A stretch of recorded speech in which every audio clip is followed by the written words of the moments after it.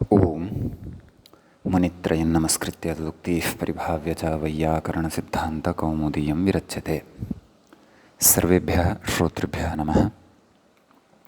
अस्माभिः गतपाठे यद्यत् पठितं तद् एकवारं स्मरामः।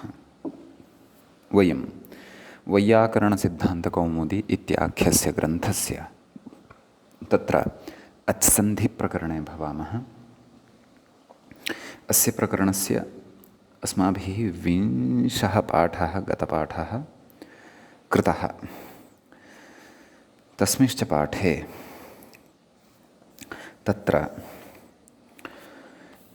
नादिन्याक्रोशे पुत्रस्य इति सूत्रस्थः अवशिष्टः विचारः सम्पादितः। नाम तत्र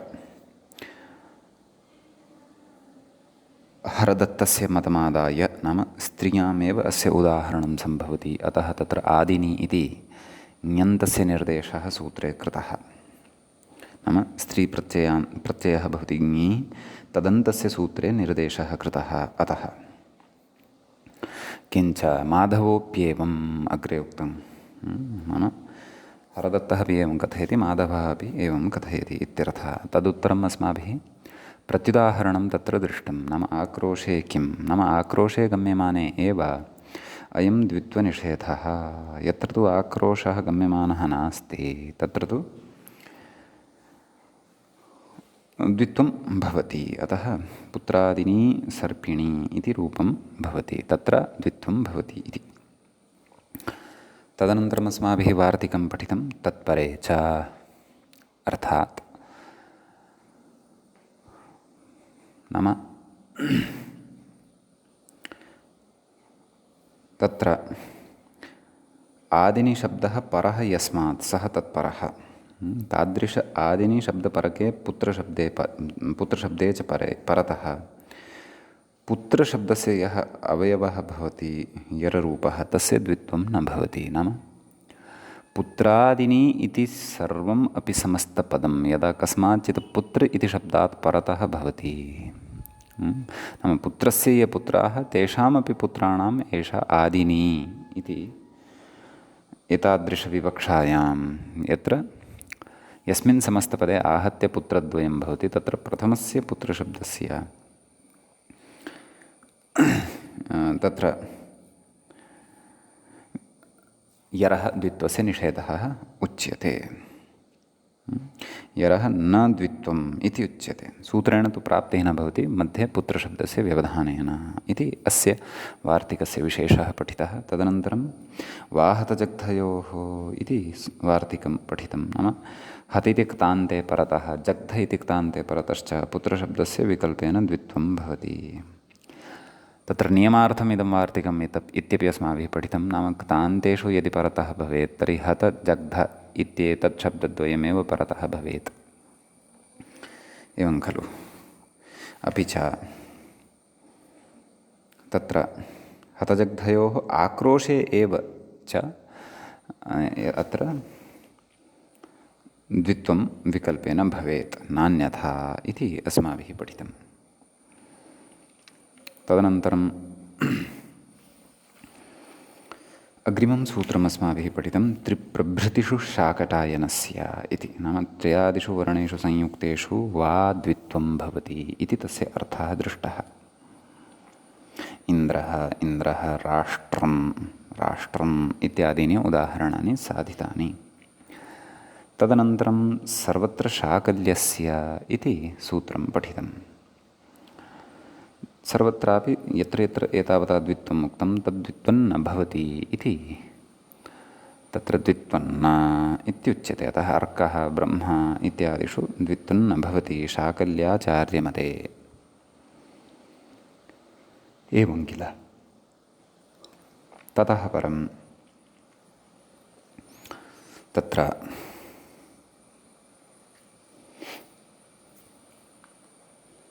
सूत्रमस्माभिः पठितं। दीर्घादाचार्य नैव सर्वत्र शाकल्यस्य, अस्य विषये तु उक्तमेव, सत्यं। सर्वत्र शाकल्यस्य एतावत्पर्यन्तं तत्र गत उदाहरणे अस्माभिः पठितम् अर्कः ब्रह्म इत्यादिषु द्वित्वं न भवति। अधुना अग्रे सूत्रं पठनीयम् अस्ति। किं तद्? दीर्घादाचार्याणाम् इति। तत्र सूत्रस्य पदच्छेदं यदि कुर्मः तर्हि दीर्घात् एवञ्च इतः अपि पूर्वं किं वक्तव्यमिति चेत् विंशः पाठः अस्य प्रकरणस्य आरब्धः भवति।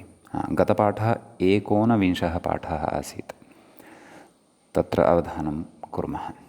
इदानीं 20 पाठः एषः वर्तते।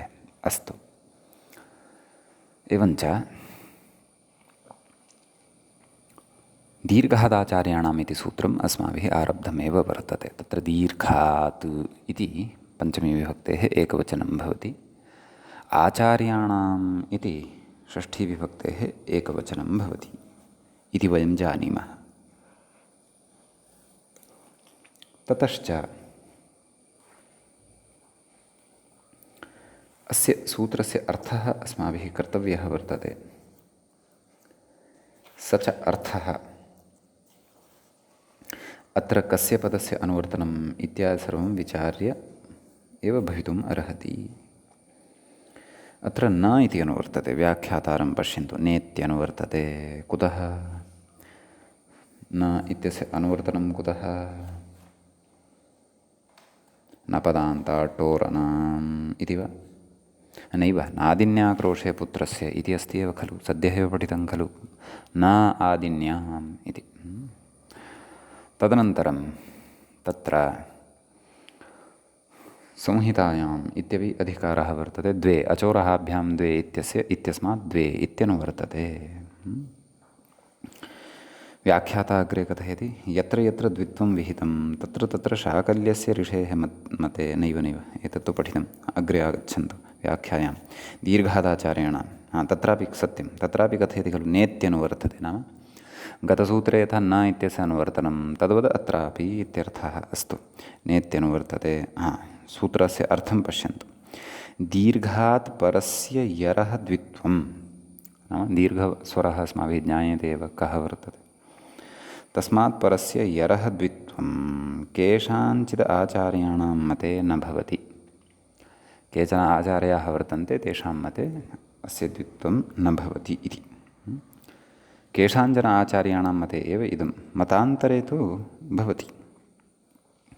नाम दीर्घात् आचार्याणाम् इत्यत्र सूत्रे तत्र आचार्याणाम् इत्यनेन सर्वेपि आचार्याः न गृह्यन्ते। यदि सर्वेपि आचार्याः गृह्येरन् तर्हि आचार्याणाम् इति पृथक्तया वचनस्य अपेक्षा एव का स्यात्। अतः तथा नास्ति। केचन एव आचार्याः तत्र दीर्घात् परः यदि यर् लभ्यते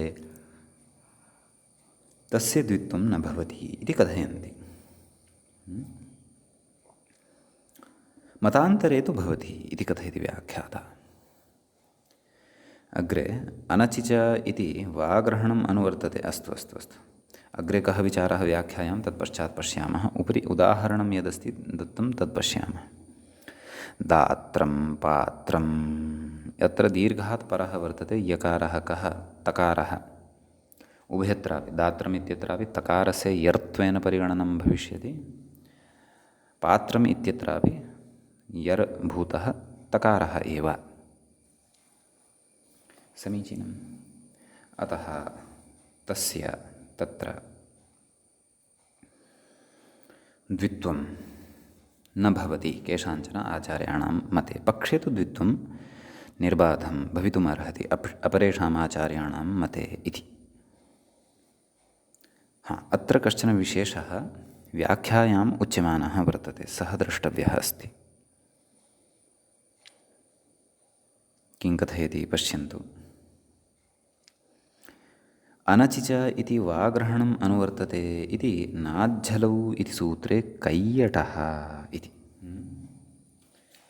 कुतः? यरोनुनासिकेनुनासिको वा इत्यतः एव खलु तेन आगन्तव्यं। क्व आगन्तव्यम्? अनचि च इति सूत्रं प्रति। यरोनुनासिकेनुनासिको वा इत्यतः अनन्तरम् अचोरः अभ्यां द्वे इति सूत्रं वर्तते। तदनन्तरम् अनचि च इति सूत्रं वर्तते। तत्र वाग्रहणं लभ्यते इति नाज्झलौ इत्यस्मिन् सूत्रे नाम नाज्झलौ इति सूत्रस्य व्याख्यावसरे तत्र भाष्ये कैयटः कथयति अग्रे एवञ्च अनचि च इत्येव द्वित्वविकल्पसिद्धौ। एवं खलु अनचि च इत्यनेन एव तत्र द्वित्वस्य विकल्पसिद्धिः जायते खलु। त्रिप्रभृतिषु इत्यासूत्रत्रयन्नारम्भणीयम् इति प्रौढमनोरमायां स्थितम्। एवं खलु नाम प्रौढमनोरमायां तत्र कैयटमतम् अपि पुरस्कृत्य अयम् अभिप्रायः तत्र उक्तः इति कथयति एषः, अथवा कैयटमतं पार्थक्येन कथयति, प्रौढमनोरमायाः मतं पार्थक्येन कथयति। नाम अनचि च इत्यत्र वाग्रहणम् अनुवर्तते यरोनुनासिकेनुनासिको वा इति तेनैव खलु विकल्पसिद्धः। एवं खलु तर्हि कथयति एवञ्च अनचि च इत्येव द्वित्वविकल्पसिद्धौ। नाम एतावता अस्माभिः त्रिप्रभृतिषु शाकटायनस्य इति सूत्रेण सर्वत्र शाकल्यस्य इत्यनेन सूत्रेण दीर्घादाचार्याणाम् इत्यनेन च सूत्रेण किं साधितं? विकल्पेन द्वित्वम् एव खलु साधितम्, अन्यत् किं साधितं? शाकल्यस्य आचार्यस्य मते न भवति तर्हि अन्येषां मते भवति इत्यर्थः। दीर्घादाचार्याणां केषाञ्चन आचार्याणां मते भवति चेत् अन्येषां न भवति इत्यर्थः, अथवा एतेषाम् आचार्याणां मते न भवति चेत् अन्येषां मते भवति इत्यर्थः। त्रिप्रभृतिषु शाकटायनस्य तत्र शाकटायनमते भवति न भवति, तत्र भवति इति चेत् अन्येषां मते न भवति इति। नाम सर्वत्र विकल्पः सिद्धः एव खलु। किमर्थम् एतावान् तत्र आयासः सूत्रत्रयात्मकः?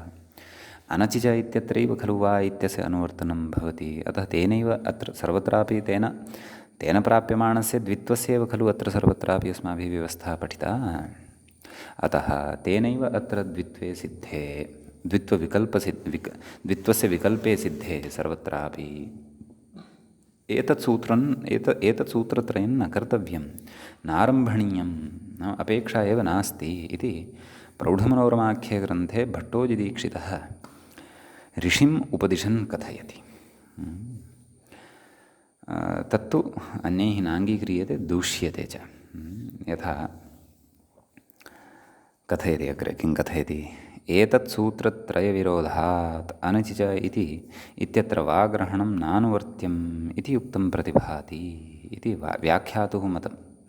व्याख्यातुः मतं वा अथवा व्याख्याता अन्येषां ग्रन्थानां स्वारस्यमत्र कथयन्नस्ति। तदर्थम् अन्ये ग्रन्थाः द्रष्टव्याः। यतः बालमनोरमा इति व्याख्या लघुशब्देन्दुशेखरग्रन्थम् आश्रित्य लिखिता वर्तते इति मया यथा पूर्वमपि उक्तम्, अधुनापि अत्र उच्यते। तत्रापि कदाचित् एषा पङ्क्तिः भवितुमर्हति। यदि नास्ति तर्हि तु व्याख्यातुः स्वकीया एव एषा पङ्क्तिः इति तत्र मन्तव्यम्। एवं किल? अतः किमुच्यते? एतत् सूत्रत्रयविरोधात् अनचि च इत्यत्र वाग्रहणं नानुवर्त्यम् इति युक्तं प्रतिभाति। वाग्रहणस्य अत्र अनुवृत्तेः अपेक्षा एव नास्ति। क्षन्तव्यः। एतत् सूत्रत्रयविरोधः नाम प्रौढमनोरमायां यदुच्यमानं वर्तते, नाम एतत् सूत्रत्रयं न कर्तव्यं। कथं? ऋषिणा तद् किं विचार्य एव खलु कृतमस्ति एतत् सूत्रत्रयम्। अतः अनचि च इत्यत्र वाग्रहणमेव नानुवर्तनीयं, तेन नित्यतया द्वित्वं कर्तव्यम् इति युक्तं प्रतिभाति। नाम इति युक्ततरः उपायः कश्चन भासते इति व्याख्याता कथयति। परन्तु यदि तत्र नित्यतया द्वित्वं कृतं, सत्यं यदि तत्र नित्यतया द्वित्वं कृतं तर्हि एतैः सूत्रैः विकल्पः सिद्धः भविष्यति वा न वा? एतैः सूत्रैः तर्हि विकल्पः सिद्धः भविष्यति इति। अतः एतत् सूत्रत्रयं विचिन्त्य एव आरब्धं वर्तते। अस्माभिः अनचि च इत्यत्रैव समन्वयनं कर्तव्यम् अथवा निर्णयः कर्तव्यः। तत्र वाग्रहणं स्वीकर्तव्यं वा न वा। यदि तत्रैव वाग्रहणं स्वीकृतं तर्हि तु एतेषां सूत्राणां प्रयोजनं न स्यात्, तेनैव सिद्धे। आम्, यदि तत्र वाग्रहणं न स्वीक्रियेत तर्हि अत्र एतेषां सूत्राणां विकल्पसाधनाय नितान्तं प्रयोजनम् अस्ति एव। अतः अनिस्य इत्यत्र एव वाग्रहणं नानुवर्तनीयम् इति युक्तं प्रतिभाति इति कथयति व्याख्याता। इति एतावान् विचारः कश्चन अत्र दीर्घादाचार्याणाम् इति सूत्रगतः वर्तते। इदानीं विशिष्टः कश्चन विचारः अग्रे अस्ति अस्माभिः पठनीयः। एकेन सूत्रेण पठिष्यते तद्। पूर्वमपि द्वित्रेषु सूत्रेषु कश्चन विचारः पुरतः उपस्थितः, नाम धात्रंशः इत्यत्र, अपि च तत्र पुत्रादीनि सर्पिणी इत्यत्र रेफस्यापि द्वित्वं भवति वा न वा इति जिज्ञासायां तत्र रेफस्य नाम पुतर इति रेफस्यापि द्वित्वं भवितुमर्हति वा इति तस्याः जिज्ञासायाः समाधानमपि अग्रे भविष्यति। अचोरहाभ्यां द्वे इति अस्य सूत्रस्य परिचयः, अथवा एतेन सूत्रेण तत्र विशिष्टा च व्यवस्था अस्माभिः ज्ञाता भविष्यति। अस्तु, अतः तावत् सूत्रारम्भः एव तत्र साक्षात् क्रियते। तत्रोच्यते अचोरहाभ्यां द्वे, अत्र प्रथमं पदं भवति अचः इति। पञ्चमी विभक्तेः एकवचनं भवति। रहाभ्याम् इत्यत्रापि पञ्चमी विभक्तिः एव वर्तते, द्विवचनञ्च वर्तते। ततः द्वे इति द्विशब्दस्य नित्यबहुवचनान्तः प्रयोगः नपुंसकलिङ्गे अत्र उदाहृतः भवति, प्रयुक्तः भवति द्वे इति। प्रथमा विभक्तिः द्विवचनञ्च तत्र वर्तते इत्यर्थः।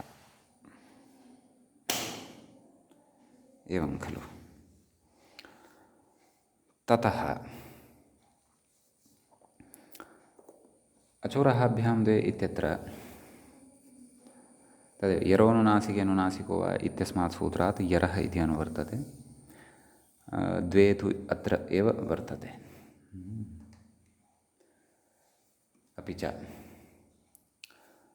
यरः इति अनुवर्तते, वा इति च अनुवर्तते। ततः वा इत्यस्यापि अनुवर्तनं वर्तते। संहितायाम् इत्यस्य अधिकारः अस्ति एव। समस्तपदं भवति अत्र रहाभ्यां, तस्य विग्रहः द्रष्टव्यः।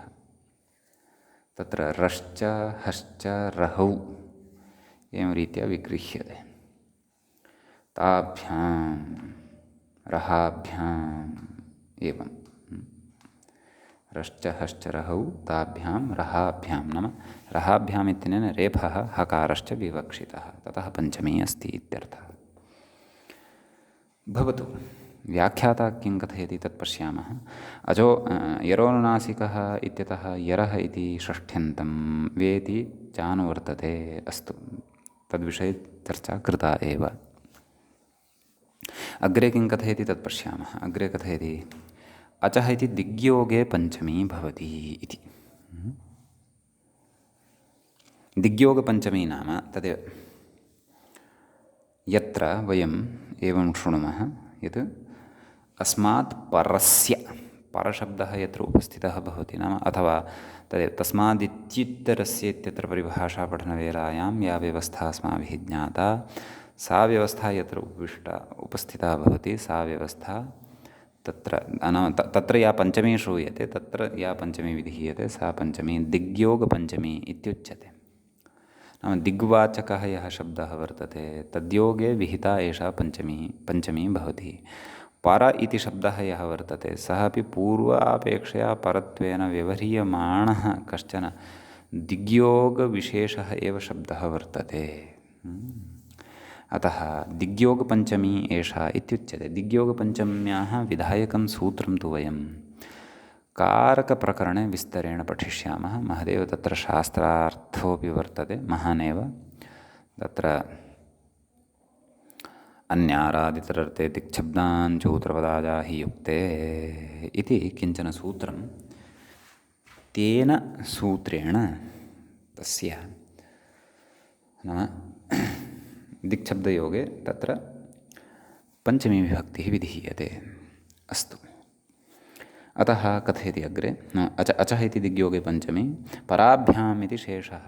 अतः पराभ्याम् इति लभ्यते कुतः? तस्मादित्युत्तरस्य इति परिभाषायाः उपस्थितेः।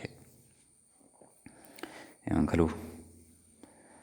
अग्रे कथयति रहाभ्याम् इत्यपि पञ्चमी। नाम सूत्रे अचः इत्यत्र तु पञ्चमी अस्ति एव, रहाभ्याम् इत्यत्र अपि पञ्चमी अस्ति एव। एवं किल। ततः परस्य इति शेषः। रहाभ्याम् इत्यत्र पञ्चमी यदि लब्धा तर्हि पञ्चमी केन वक्तव्या? दिग्योगपञ्चमी खलु वक्तव्या। सा केन वक्तव्या? अन्यारादितरर्थे दिक्शब्दान् चूत्रपदाजा हि युक्ते इत्यनेन खलु वक्तव्या। तर्हि दिग्योगवाचकेन शब्देन अथवा दिग्योगवाचकेन शब्देन यः अर्थः उच्यते तेन अर्थेन वा अत्र उपस्थितेन भाव्यं खलु। अतः तत्र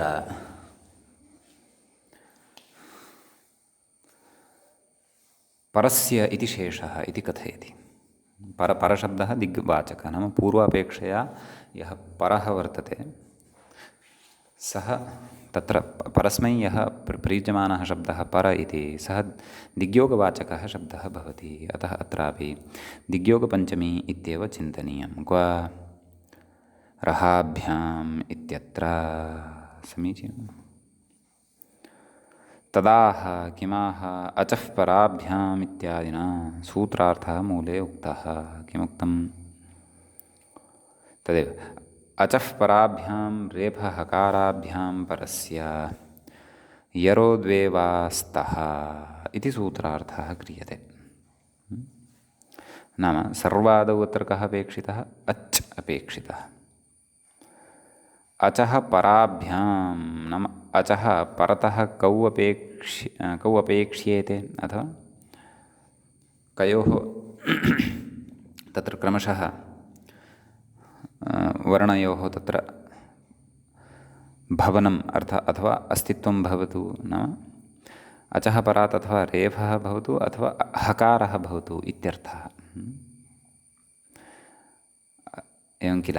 अचः पराभ्यां रेफहकाराभ्यां परस्य नाम अचः परतः यदि रेफः अस्ति ततः अनन्तरं यदि यर्वर्णः वर्तते अथवा अचः परः यदि हकारः वर्तते तदनन्तरं यदि कश्चन यर्वर्णः भवति तर्हि तस्य विकल्पेन द्वित्वम् इत्युच्यते। नाम विकल्पेन द्वित्वं भवति इत्युच्यते। एवं किल। अतः तदेव सूत्रार्थः स्पष्टः एव स्यात् इति अहं भावयामि। पुनः पठन्ति चेत् अचः पराभ्यां रेफहकाराभ्यां परस्य यरो द्वे वा स्तः। नाम अचः अपि परतः अत्र रेफः अपेक्षितः अथवा हकारः अपेक्षितः। तादृशात् रेफात् परतः अथवा तादृशात् हकारात् परतः यः यर्वर्णः वर्तते तस्य यर्वर्णस्य द्वित्वं भवति इत्यर्थः। समीचीनम्। इति तु तत्र सूत्रार्थः मूले उक्तः। तस्य समन्वयनम् अस्माभिः कृतम्। इदानीम् अग्रे अत्र अस्माभिः द्रष्टव्यमस्ति उदाहरणं। तत्र कथयति हर्यनुभवः इति। मूले अपि तथैव उदाहरणं आदौ उदाहरणमेव खलु द्वयं दत्तं। हर्यनुभवः इति।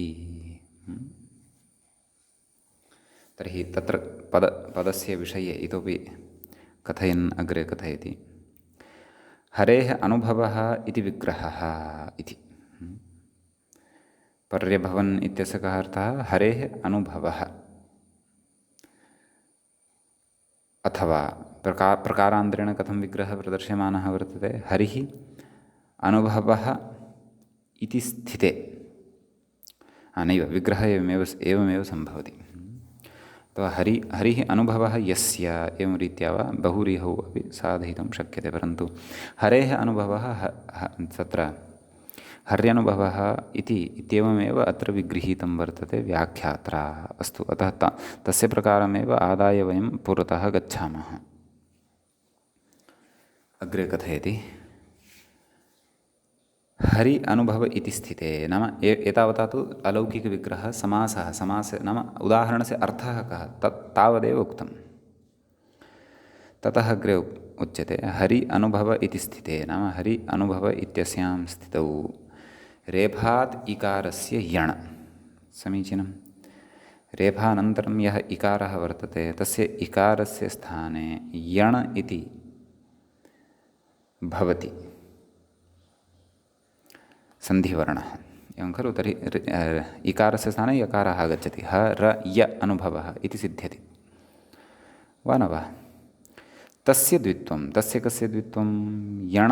यणा यः लब्धः वर्तते, कः? य इति। केन द्वित्वम्? अचः पराभ्यां रेफहकाराभ्यां परस्य यरोद्वेवा स्तः इत्यनेन, एवं किल। तर्हि अच् अत्र कः वर्तते? अच् वर्तते हकारोत्तरवर्ती अकारः हर् इत्यस्मिन् शब्दे। तदनन्तरं परतः रेफः अस्ति वा इत्येतत् सत्यं, रेफः अस्ति। कुतः? अचः पराभ्यां रेफहकाराभ्यां परस्य, नाम अचः परतः रेफः, तदनन्तरं हकारः, ततः अपि अनन्तरं तत्र यर् अपेक्षितः, एवं खलु। तदा तस्य यरः विकल्पेन द्वित्वं भवति इति अस्ति। तत्र च परतः किमपि अपेक्षितम् इति निमित्तं नास्ति, एवं किल। सूत्रार्थं दृष्ट्वा अपि एवमेव भासते किल। अचः पराभ्यां रेफहकाराभ्यां परस्य यरोद्वेवा स्तः हर्यनुभवः इति अस्मिन् उदाहरणे प्रवृत्तिः दर्शिता अस्ति, तावदेव, एवं खलु। किम् उक्तं? हरि अनुभवः इति स्थिते रेफाद् इकारस्य यण्, नाम इकः स्थाने यण् स्यादचि, अतः अत्रापि इकारस्य स्थाने यण् सन्धिः भवति इत्यर्थः। तदेव च अत्र उक्तवान्, हरि अनुभव इति स्थिते रेफाद् इकारस्य यण् भवति इत्यर्थः, एवं किल। तदनन्तरं कथयति तस्य द्वित्वं, कस्य? यकारः यः लब्धः तस्य यकारस्य द्वित्वं भवति इत्यर्थः। का स्थितिः जाता? ह र य अनुभवः इति स्थितिः लब्धा। तत्र कथयति अथ हकारात् परस्य उदाहरति, न ह्यस्ति इति। नाम हकारात् परतः तत्र यदि, नाम अचः परतः यदि हकारः भवति तर्हि तस्मात् परतः विद्यमानस्य तत्र यरः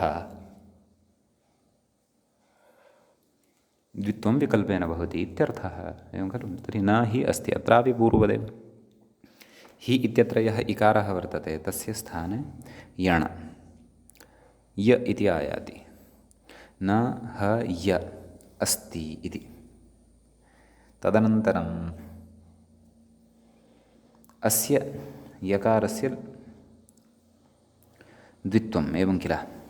कथयति अग्रे, न हि अस्ति इति स्थिते हकारात् इकारस्य यण् तस्य द्वित्वम् इति। यण् भवति, तदनन्तरं तस्य द्वित्वं भवति इत्यर्थः। केन? अचोरहाभ्यां द्वे, यतः अत्र हकारात् परतः एव अस्माभिः अर् श्रूयमाणः वर्तते। क्व? न ह्यस्ति इत्यत्र न हि नैव, हकारात् परतः एव, नाम यदा यण् कुर्मः ततः परतः एव यर् इति श्रूयमाणः वर्तते यणसन्धिं विधाय।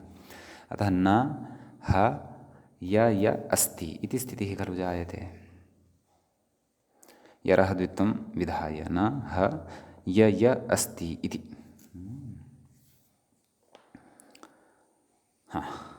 तदेव उक्तवान्। अत्र अस्ति इति स्थिते हकारादिकस्य यण् तस्य द्वित्वं कृतमेव, न ह य य अस्ति इति एतस्याम् अवस्थायां वयं स्मः। ततः किं कथयति तत् पश्यामः। इहोभयत्र यकारस्य अचः परत्वाभावात् अचपरकत्वात् यणः प्रतिषेधः इति निषेधाच्च द्वित्वम् अप्राप्तं विधीयते इति। नाम अत्र द्वित्वस्य प्राप्तिः न जायमाना वर्तते। द्वित्वस्य प्राप्तिः कैः कारणैः न जायमाना वर्तते इति उक्त्वा ततः परम् उक्तं यत् अतः अत्र द्वित्वं विधीयमानं वर्तते। केन?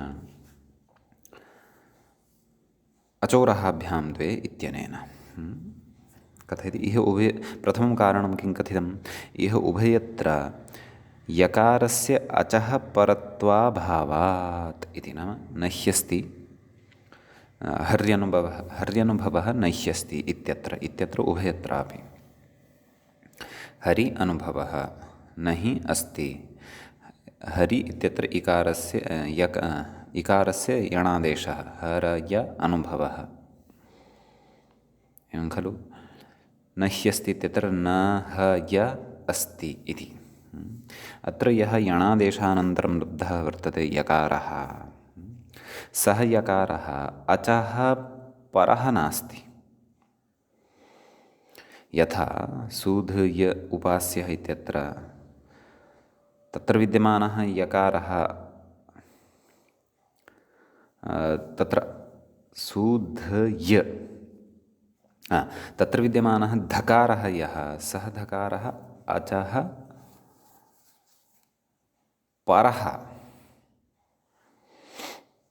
आसीत्, अतः तस्य द्वित्वं जातं धकारस्य। अत्र तु विद्यमानः यः यकारः वर्तते, यररूपः यः यकारः वर्तते, सः तु अचः परः नास्ति।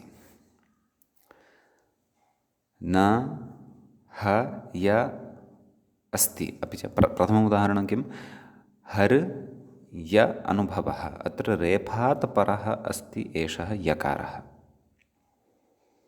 एवं किल। अतः अस्य यकारस्य द्वित्वम् अप्राप्तं, न प्राप्यते। अपि च केन? अनचि च इत्यनेन द्वित्वं भवितुं नार्हति। यतः तेन तु स्वरात् परतः भवेत् कश्चन यरवर्णः इत्युच्यते। अपि च अचः किमुक्तवान्? एकं कारणं, प्रथमं कारणं किमुक्तम्? इह उभयत्र यकारस्य अचः परत्वाभावात्। इदानीं द्वितीयं कारणम् उक्तम्, अचपरकत्वाच्च। अस्मात् परतः अच अपि अस्ति। हर् य अनुभवः, य इत्यस्मात् परतः कः वर्तते? अच् अपि वर्तते। अनुभवः इत्यस्य अकारः अच् अस्ति। अचि परतः तु अनचि च इति द्वित्वं कर्तुं न शक्नोत्येव। अतः द्वितीयं कारणम् इदम्। अपि च यणः प्रतिषेधः इति निषेधाच्च। एवं किल। यणः प्रतिषेधो वाच्यः, एवं खलु। नाम संयोगान्तस्य लोपः इत्यनेन प्राप्यमाणस्य अस्य यकारस्य संयोगान्तलोपस्य निषेधः अपि उच्यते, तस्मादपि, एवं खलु। नाम अत्र यकारस्य लोपस्य निषेधो न भवति, यकारः तिष्ठति एव। अतः अस्मात् य इत्यस्मात् परतः अच् लभ्यते एव। अनुभव इत्यस्य अकारः प्राप्यते एव। अत्र निषेधोऽपि नाम लोपोऽपि न भवति, संयोगान्तलोपः अपि न भवति इति। कारणान्तरम् उदाहरणान्तरे अपि एवमेव। उदाहरणान्तरं न ह य अस्ति। अयं यकारः अचः परः नास्ति। अस्माच्च यकारात् परतः अच् अस्ति। अतः यदपेक्षितम् अनचि च इत्यस्य कृते तद् नास्ति अत्र। अतः कृत्वा अनचि च इत्यनेन अत्र यकारस्य उभयत्रापि नाम प्रयोगद्वये अपि यकारस्य द्वित्वं न भवति। अतः एतेन विधीयते। केन? अचोरहाभ्यां द्वे। तर्हि नाम अचः पराभ्यां रेफहकाराभ्यां परतः यरः द्वित्वं भवति इत्युच्यते। तर्हि प्रथमे उदाहरणे तु रेफात् परतः अस्ति एषः य-वर्णः। समीचीनम्। अतः अस्य द्वित्वं भवति हर य अनुभवः। एवमेव हकारात् परतः यरः उदाहरणं नह्यस्ति इत्यस्ति एव। तत्र न ह य अस्य द्वित्वं भवति य न ह य अस्ति नह्यस्ति इति रूपं सिद्ध्यति।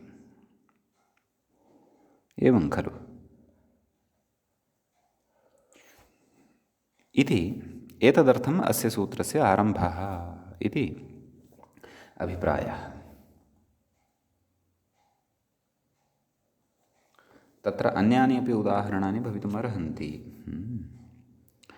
यथा अर्कः तत्र ककारस्य द्वित्वं भवति। रेप् अचः पराभ्यां रेफहकाराभ्यां परस्य ककारस्य अर्कः अर्कः। ब्रह्म इत्यत्र हकारात् परस्य मकारस्य द्वित्वं भवितुम् अर्हति अचोरहाभ्यां द्वे इत्यनेन।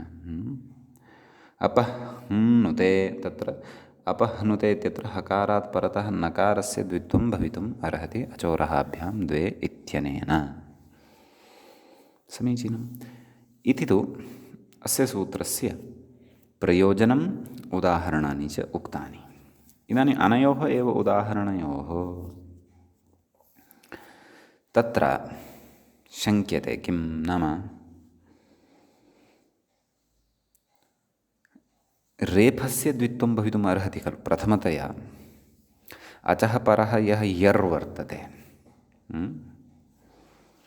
अचः परः यर् कः? रेफः अस्ति एव खलु। यर् इत्यस्मिन् प्रत्याहारे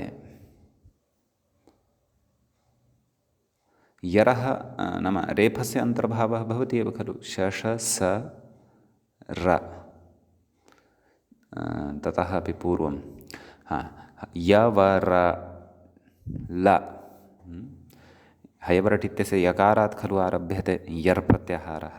अतः तस्मिन् रेफः अस्ति एव खलु। अतः रेफस्यापि द्वित्वं भवेत् खलु। एवं किल। अतः यथा यकारस्य द्वित्वं जातं वर्तते तद्वद् रेफस्यापि द्वित्वे सति ह र य अनुभवः हर्यनुभवः इति द्विरेफयुक्तः प्रयोगः अपि भवतु। परन्तु तथा न भवति। तदेव इदानीम् अग्रे प्रतिपादनीयम् अस्ति अस्माभिः। अतः अग्रिमपङ्क्तौ कथयति। अग्रिमां पङ्क्तिं पश्यन्तु व्याख्यायाः। अत्र अनचि च इति रेफहकारयोर्द्वित्वं न भवति इति। अनचि च इत्यनेन सूत्रेण रेफस्य वा हकारस्य वा द्वित्वं न भवति इति। एवं खलु।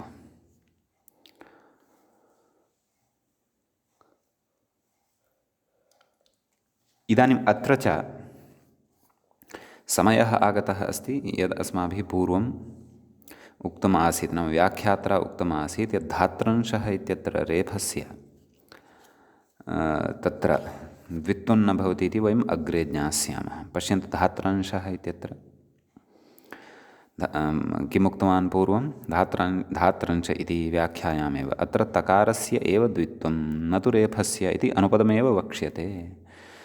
तद् अधुना वक्ष्यते। अतः अधुना उच्यमानं वर्तते। अतः तस्याः पङ्क्तेः स्पष्टता अत्र भविष्यति। एवमेव पुत्रादीनि सर्पिणी इत्यत्रापि उक्तमासीत्। किं पश्यन्तु अत्र उकारात् परस्य तकारस्य अनचि च इति प्राप्ते द्वित्वं निषिध्यते। तदनन्तरम् उक्तवान् रेफस्य तु न क्वापि द्वित्वप्रसक्तिः इति अनुपदमेव वक्ष्यते। तर्हि अस्याः पङ्क्तेः, कस्याः पङ्क्तेः? रेफस्य तु न क्वापि द्वित्वप्रसक्तिः इति अनुपदमेव वक्ष्यते। नाम पुत्रशब्दे द्वित्वं न भवति इति, अपि च धात्रंशशब्दे रेफस्य द्वित्वं न भवति इति च यदुक्तं तस्य समाधानम् अधुना अत्र भविष्यति। अतः तस्य इदानीं समन्वयनं करिष्यते। अतः तादृशी एव शङ्का अत्रापि उपस्थापिता वर्तते। यथा धात्रंशः इत्यत्र शङ्का जाता, अथवा तदेव पुत्र इति शब्दे रेफस्य द्वित्वमादाय जिज्ञासा जाता, तद्वत् इदानीम् अत्रापि तादृशी एव स्थितिः उपस्थिता वर्तते। क्व हर्यनुभवः इत्यत्र। एवं खलु? अतः पङ्क्तिं पुनः पश्यन्तु। पङ्क्तौ कश्चन परिष्कारः अपेक्षितः वा इति मम भाति। पश्यन्तु किमुक्तवान् अत्र अनचि च इति रेफहकारयोर्द्वित्वं न भवति। अस्तु, रेफस्य द्वित्वं शङ्कितम् अङ्गीकुर्मः। हकारस्य द्वित्वम् अनचि च इत्यनेन प्राप्तं भवति वा? कस्मिन् उदाहरणे? नह्यस्ति इत्यत्र। हर्यनुभवः इत्यत्र तु रेफस्य द्वित्वं प्राप्तं भवति। कुतः? यतः रवर्णः तत्र यर् प्रत्याहारे अस्ति, अतः अचः परस्य, नाम हकारोत्तरवर्ती यः अकारः अस्ति अच्, तस्मात् परतः रेफस्य द्वित्वं प्राप्तं हर्यनुभवः इत्यत्र। परन्तु नह्यस्ति इत्यत्र हकारस्य द्वित्वं कथं? हकारः तु यर् प्रत्याहारेण अन्तर्भवति खलु। अतः हकारस्यापि हकारः तु यरि नान्तर्भवति, अतः तत्र अनचि च इत्यनेन हकारविषये तु द्वित्वं न शङ्कनीयमेव। तथापि सामान्येन स्पष्टतार्थम् उक्तवान्। नाम रेफांशे, नाम हर्यनुभवः इत्यत्र रेफस्य यद्वित्वं प्राप्तम् अनचि च तत्तु न भवति। कथं न भवति? तत्तु अग्रे युक्त्या प्रतिपादयिष्यते। नह्यस्ति इत्यत्र हकारस्य तु सुतरां न भवत्येव। कुतः? यतः हकारः यरि नान्तर्भवति इति। परन्तु रेफस्तु यरि अन्तर्भवति इति कृत्वा तस्य द्वित्वं यत् प्राप्तं तत् कथं निवारणीयम् इत्यस्ति प्रश्नः। कथयति तत्र अग्रे? द्वित्वप्रकरणे रहाभ्यां रेफत्वेन हकारत्वेन च साक्षात् श्रुतेन निमित्तभावेन तयोः यर्शब्दबोधितकार्यभाक्त्वबाधात्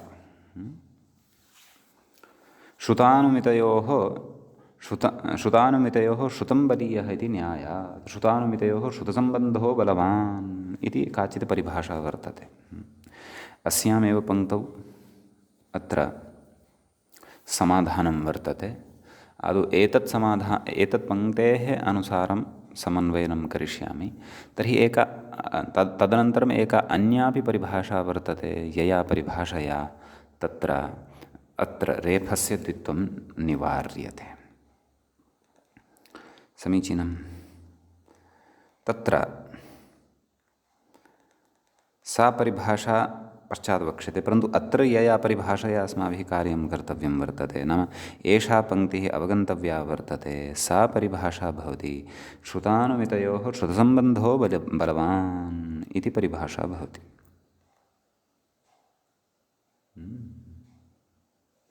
तस्य अर्थः नाम श्रुतेन एव सम्बन्धः नानुमितेन प्रकरणाद् इति नाम श्रुतेन एव सम्बन्धेन तत्र यः सम्बन्धः साक्षात् श्रूयमाणः भवति, अपि च अनुमितः यः सम्बन्धः तयोः मध्ये श्रुतस्य एव बलीयस्त्वं भवति, तत् स्पष्टं भविष्यति। परन्तु अत्र ज्ञातव्यं कः श्रुतः अस्ति, कश्च अनुमितः वर्तते इत्यर्थः। अस्तु, पुनः पश्यन्तु पङ्क्तिं।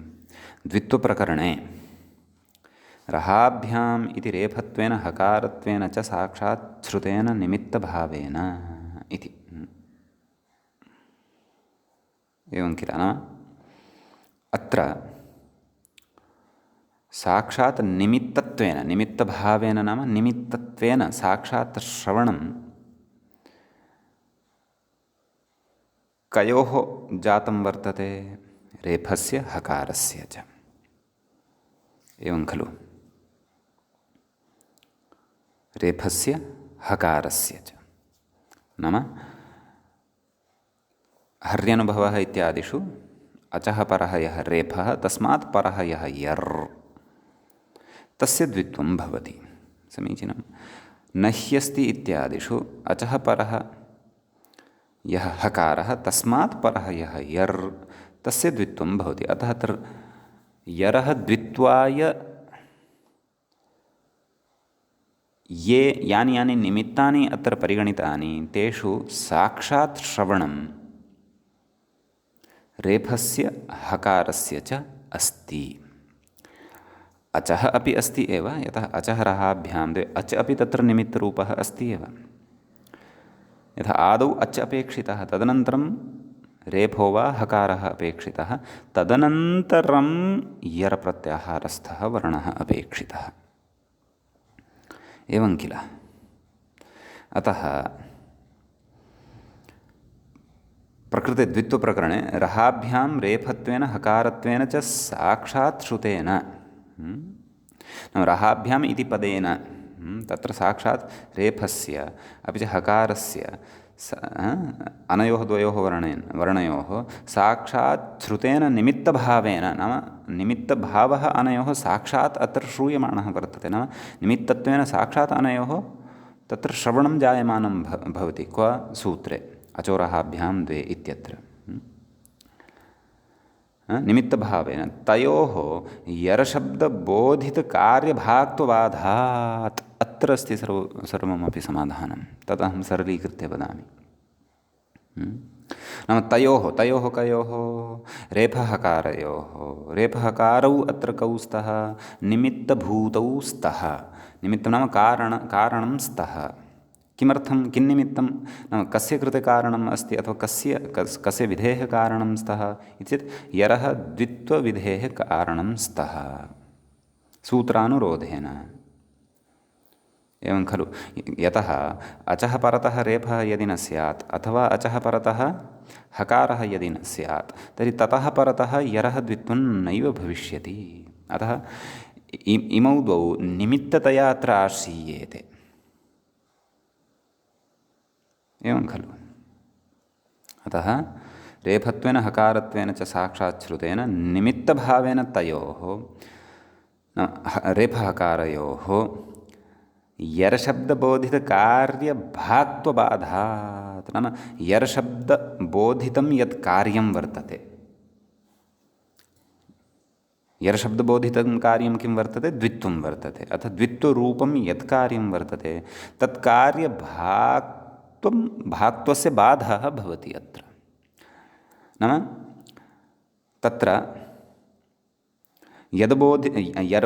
यरशब्दबोधितकार्यं वर्तते द्वित्वं, तद्द्वित्वभाक्त्वम् अनयोः न भवति। नाम स्वयम् अनयोः द्वित्वं भवितुं नार्हति। कुतः? यतः एतौ अत्र निमित्तरूपौ स्तः। निमित्ततया यस्य आश्रयणम् एकवारं जातं न वा? निमित्ततया यस्य आश्रयः एकवारं जातम् अथवा निमित्ततया यः वर्णः एकवारं स्वीकृतः यस्मिन् स्थाने, तस्मिन् स्थाने सः निमित्तरूपः एव तिष्ठति। तस्मिन् स्थाने तत्र यत् कार्यम् उक्तं तत् कार्यं तस्य अपि यदि प्राप्तं तर्हि न भवति, तर्हि तस्य अपि कार्यं न भवति, निमित्तस्य तत् कार्यं न भवति इत्यर्थः। कुतः एतत् कुतः उच्यते इति चेत् तत्र परिभाषाः कृताः वर्तन्ते। तत्र उच्यते श्रुतानुमितयोः श्रुतं बलीयः इति न्यायात्। साक्षात् तत्र श्रवणं यस्य जातं वर्तते निमित्ततया,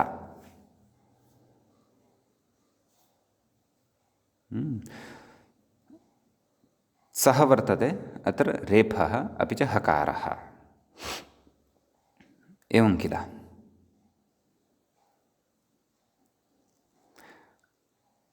अनुमितश्च अनुमितौ तु एतौ न स्तः। अनुमितश्च कश्चन अत्र अन्यः एव भवति। श्रुतस्तु अत्र वर्तते साक्षात् रेफः अपि च हकारः। किन्निमित्तं?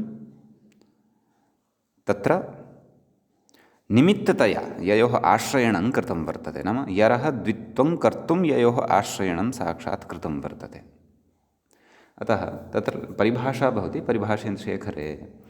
तत्र शततमपरिभाषा त्रयोदशाधिकशततमी परिभाषा भवति। श्रुतानुमितयोः श्रुतसम्बन्धो बलवान् इति। श्रुतानुमितयोः श्रुतसम्बन्धः एव बलवान् भवति इति समग्रतया परिभाषा ज्ञातव्या। तदा अत्रत्यः विचारः नाम मूलरूपं यत् परिभाषायाः वर्तते तद् विज्ञाय अत्रत्यः विचारः स्पष्टः स्यात्। श्रुतानुमितयोः श्रुतसम्बन्धः बलवान् इति। अर्थात् श्रुतः अपि च अनुमितः अनयोः मध्ये श्रुतेन सह एव सम्बन्धः बलवान् भवति इत्यर्थः। अतः अत्र द्वित्वे कर्तव्ये प्रकृते निमित्ततया यस्य श्रवणं जायमानं वर्तते तस्य पुनः यरशब्दबोधितकार्यभाक्त्वं न भवति। नाम यरशब्देन तत्र द्वित्वं यदुक्तं तद्द्वित्वं तत्र न प्रवर्तते इति काचिदेका परिभाषा अत्र उक्ता। प्रकृते अन्या अपि एका परिभाषा अस्माभिः वक्तुं शक्या यया विषयः इतोपि स्पष्टतां गच्छति।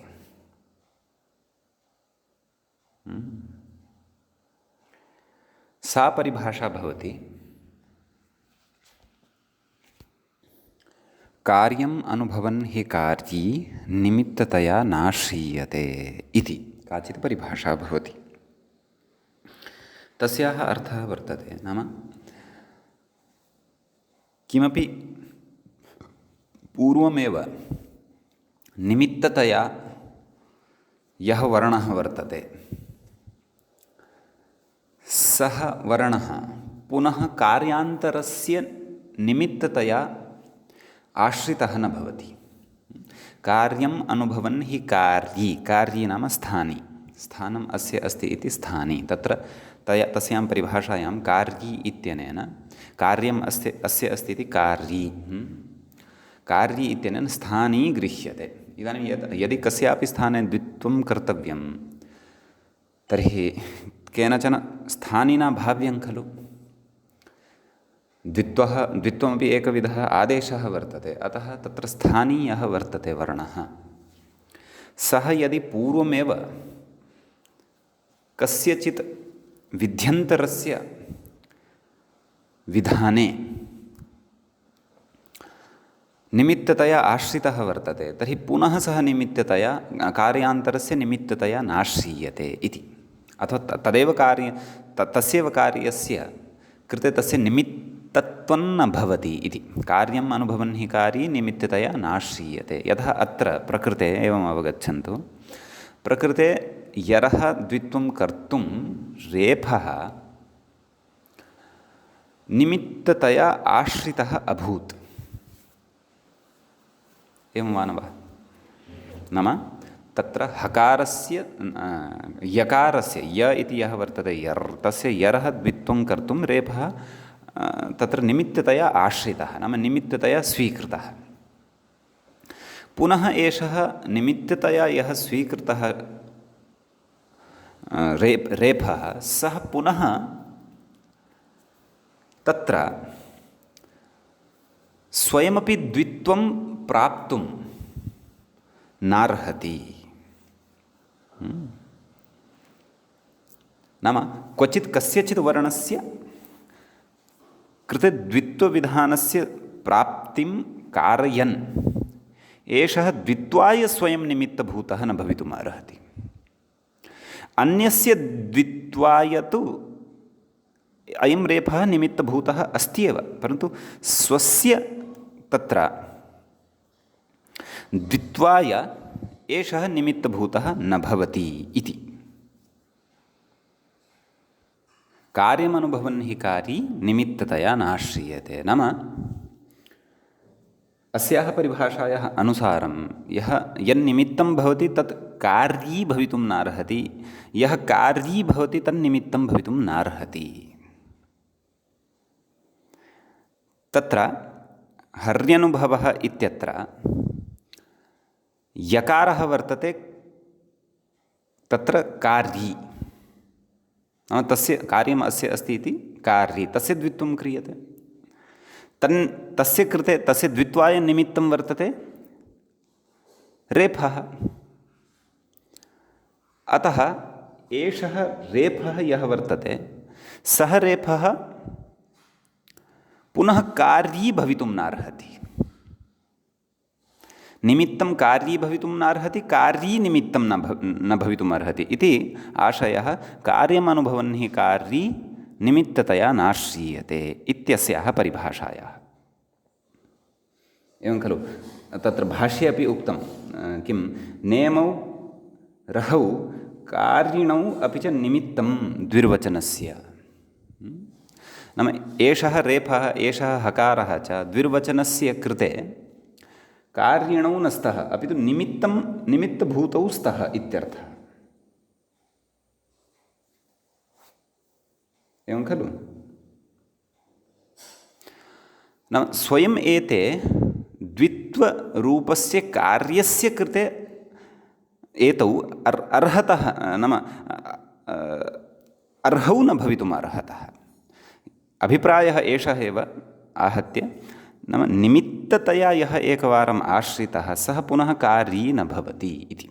प्रकृते यरः निमित्तरूपेण रेफः स्वीकृतः अथवा आश्रितः, हकारो वा आश्रितः, पुनः हकारे तु सूत्रां प्रवृत्तिरेव नास्ति, अतः सः यर् प्रत्याहारेण अन्तर्भवति, परन्तु रेफः यः वर्तते सः यर् प्रत्याहारे भवति, अतः तस्य तु अत्र द्वित्वं न भवति।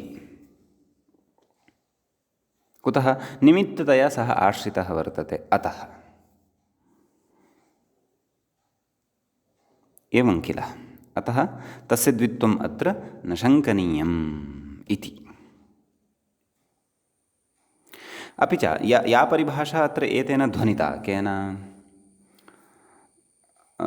बालमनोरमाकारेण का या परिभाषा प्रयुक्ता, श्रुतानुमितयोः श्रुतसम्बन्धो बलवान् इति। तर्हि अत्र तु साक्षात् श्रवणं रेफस्य हकारस्य च जायमानं वर्तते। पश्यन्तु, द्वित्वप्रकरणे रहाभ्यां रेफत्वेन हकारत्वेन च साक्षात् श्रुतेन निमित्तभावेन, नाम अनयोः द्वयोः साक्षात् निमित्तत्वं वर्तते, नाम निमित्तत्वाय साक्षात् श्रवणं जातं वर्तते।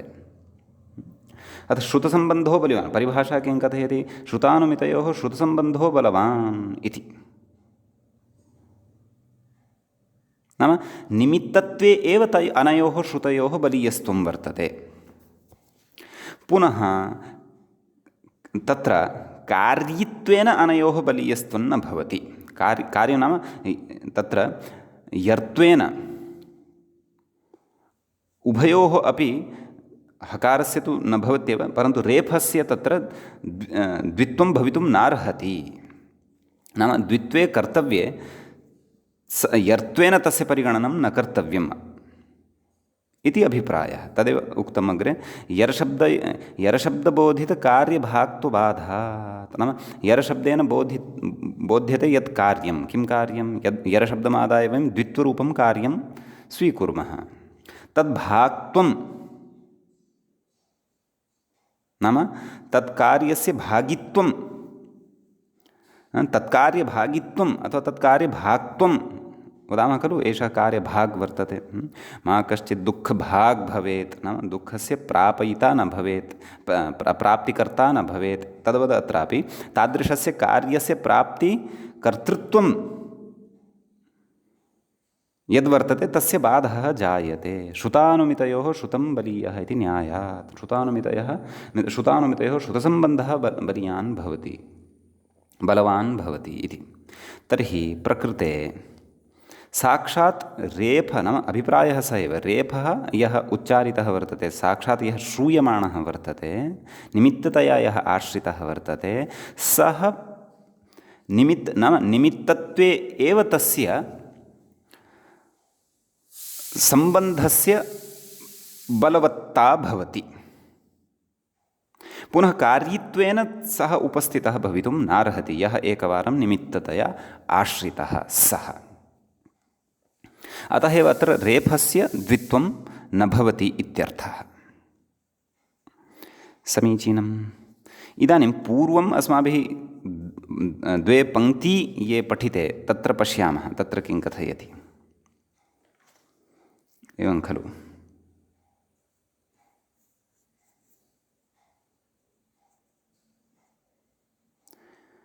धात्रंशः इत्यत्र अस्माभिः उक्तं, तत्र उक्तमासीत् खलु व्याख्याने किं रेफस्य अनुपदमेव नाम अत्र तकारस्य एव द्वित्वं, न तु रेफस्य इति अनुपदमेव वक्ष्यते, एवं खलु। अस्तु, तर्हि तत्र का स्थितिः भवति? धातृ अंशः ऋवर्णस्य रेफः, का स्थितिः जायते? धातृ अंशः, एवं खलु। धातृ अंशः। तर्हि तकारस्य तत्र द्वित्वं कुर्मः, रेफस्य तत्र द्वित्वं न भवति इति अनुपदमेव वक्ष्यते। अस्तु, अचोराभ्याम् इत्यत्र अस्माभिः कारणं पठितं, परन्तु धातृ अंशः इत्यत्र द्वित्वं केन प्राप्यते? सः अस्ति प्रश्नः, वा न वा? अनचिच इत्यनेन प्राप्यते वा? न खलु। अचः परस्य यरः द्वे वा स्तः, धातर अंशः इत्यत्र एषः रेफः यर् अस्ति यद्यपि, अचः परः अस्ति वा? नास्ति खलु, न वा? अचोरहाभ्यां द्वे इत्यनेन प्राप्यते वा? अचः पराभ्यां रेफहकाराभ्यां परतः। अत्र तु अचः परतः रेफः नास्ति, हकारः नास्ति, अचः परतः तु तकारः वर्तते खलु। अतः कथम् अत्र रेफस्य द्वित्वप्राप्तिः शङ्क्यते? न वा? एवमेव अत्र पश्यन्तु, धात्रंश इत्यत्र तत्त्वबोधिनीं पश्यन्तु। अत्रापि उक्तवान्, अत्र रेफस्य द्वित्वं न, द्वित्वप्रकरणे रहाभ्याम् इति साक्षात् श्रुतेन निमित्तभावेन रेफस्य कार्यत्वबाधनात्। अस्तु, अस्याः नाम पूर्वं कृतानां शङ्कानां समाधानं वयम् अग्रिमे पाठे करिष्यामः। सद्यः एतावत्पर्यन्तं याः शङ्काः सन्ति उपस्थिताः ताः एकवारं पुनः आदाय कृतं समाधानं च पुनः संस्मृत्य अग्रिमे पाठे वयं पुनः अनुवर्तयिष्यामः। अचोरहाभ्यां द्वे इत्यत्रत्यं विचारम्। सद्यः अस्य पाठस्य कालः समाप्तः इति कृत्वा अत्रैव उपसंह्रियते। मुनित्रयं नमस्कृत्य उक्तिः परिभाव्य च वैयाकरणसिद्धान्तकौमुदीयं विरच्यते। सर्वेभ्यः श्रोतृभ्यः नमः। एवञ्च तत्र अत्सन्धिप्रकरणस्य 20 पाठः एषः समाप्तिं गतः।